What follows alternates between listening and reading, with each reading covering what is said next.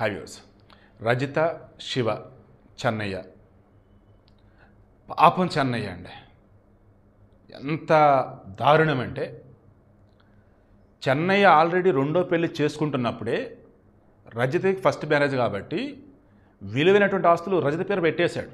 అవి worth around 2 crores ఉంటాయంట, 2 కోట్లు.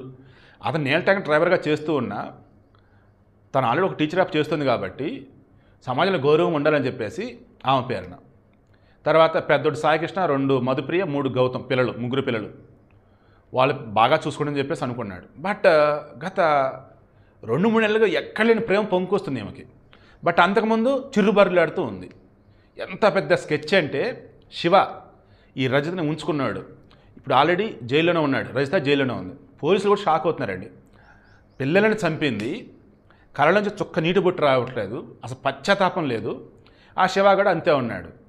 శివ ప్లాన్ అంటే మొత్తం ఇదిగో నీ ఆస్తి ఉన్నది ఏదైతే ఉందో అది మనం కలిసి అనుభవించాలి అంటే ఫస్ట్ నీ పిల్లలు ఉండొద్దు, వీలైతే నీ భర్త కూడా చనిపోతే ఓకే, వాడు చనిపోలేదనుకో ఈ పిల్లల్ని చంపి వాడి మీద తోసే అని మొత్తం స్కెచ్ ఆడానంట. ఎందుకు?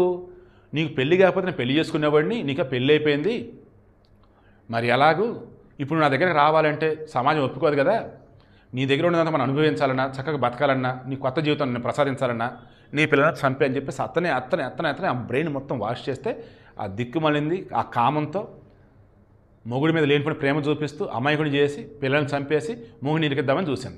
బట్ అతను ఎవరి దగ్గర పనిచేస్తున్నాడు వాళ్ళు పోలీసులకి క్లారిటీ ఇచ్చారు, చెన్నై చాలా మంచోడు కాదయ్యా కూడదయ్యా అని. ఆ తర్వాత ఈమెం చెప్పింది, పిల్లలకి పెరుగన్నం పెట్టారు, నేను కూడా అదే తిన్నాను, బట్ వాళ్ళు ఎందుకు చనిపోయారో నాకు తెలియటం లేదు, బట్ నాకైతే కడుపులో నొప్పి అని చెప్పింది. ఈమె కానీ ఫుడ్ పాయిజన్ కాదు. పిల్లలకు సంబంధించి చేసి చూస్తే తర్వాత తెలిసింది ఏంటంటే గట్టిగా వారిని ఊపిరాడకుండా చేసి చంపేసింది. అండ్ ఫుడ్ పాయిజన్ అయినటువంటి వాళ్ళు లేదు విషాహారత అయినటువంటి వాళ్ళు స్పృహలోకి రావడం కష్టం, బట్ 15 నిమిషాలు స్పృహలోకి వచ్చింది ఆమె.